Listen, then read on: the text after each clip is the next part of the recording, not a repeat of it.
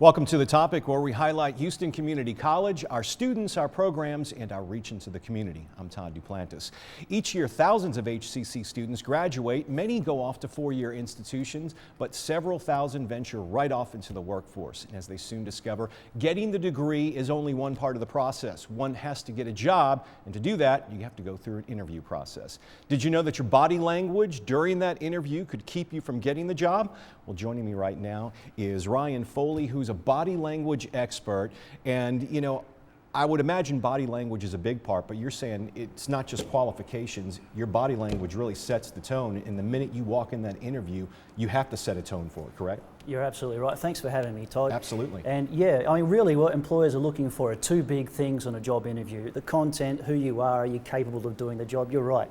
But the other side is the attitude. And they're specifically looking for two extremes. Are you coming across as arrogant, the know-it-all? Or are you desperate for the job? So we don't want either of those. What we really want is somewhere in the middle. We want to appear confident and likable too, because we've got to fit in with the company culture. Now, I'll walk right in the interview. First thing I do is obviously going to extend my hand for a handshake. You say that's a big part of that.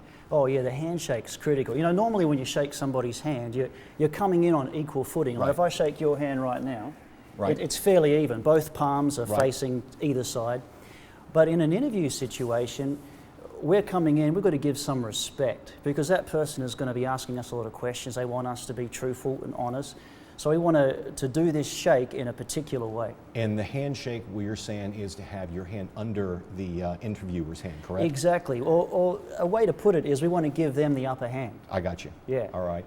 Next part, and this has kind of surprised me because I always thought you'd want to do an interview, you want to sit dead on, look at the person straight in the face, but you're saying you want to sit kind of to an angle, correct? Oh, absolutely. I don't know if you've ever had this happen to you, but if someone approaches you head on, face to face, it seems aggressive. Right. And we kind of go into that fight or flight mode. And we're showing a video of that right now of this woman. Who okay, so here we have Ms. Shea, who's not only a very confident person, she's sitting facing us straight on. It doesn't feel right, it doesn't feel natural, but simply by picking up our chair, moving it 6 inches maybe to the left or to the right, sitting at a slight angle. Still keeping the eye contact. Well, when we sit down, we keep eye contact, our hands are up. And here's the correct way we're showing right now. Take a look at her. Her hands are above the table. She's at a slight angle. Her head's tilting, which, by the way, shows intelligence. It shows she's interested in what she's talking about. And it seems very natural. And your hands on the table. You know, one thing, I'm kind of fidgety. That's my natural personality.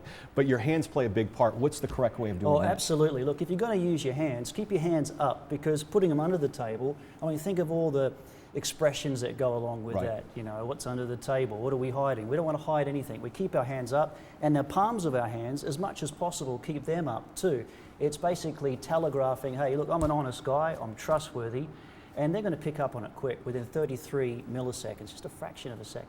One thing I've got, being someone who's gone through the workforce and changed job titles many times in my career, there are a lot of folks right now in the oil industry, they're in their 40s, they're in their 50s, they're looking for new jobs. They go into these interviews, they've got young people next to them. What tips would you give somebody like that who's returning to the job force, and you know, what body language could they display?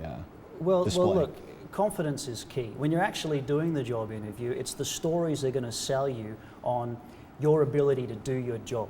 So when you tell your stories, if you are using those palm up gestures, using a lot of gestures, you're sitting at that slight angle, you're making the other person feel comfortable, because especially if you're coming a little bit older with some experience, they might be a little bit worried that you'll take over.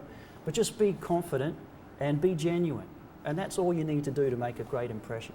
Now, you have workshops around the Houston area. How can someone get a hold of you if they're interested in talking to you about body language or tips? Yeah, thanks for asking. Yeah, FoleyLearning.com. Okay. So FoleyLearning.com, or you can just email me at info@FoleyLearning.com. All right. Well, thanks for joining us today. I've enjoyed talking to you, and I know our students will certainly get a lot out of this, because it's not just about the resume, folks. You have to have that body language on target. For more information on Ryan, go to his website, FoleyLearning.com, or email him at info@FoleyLearning.com. For The Topic on HCC TV, I'm Todd Duplantis. We'll see you next time.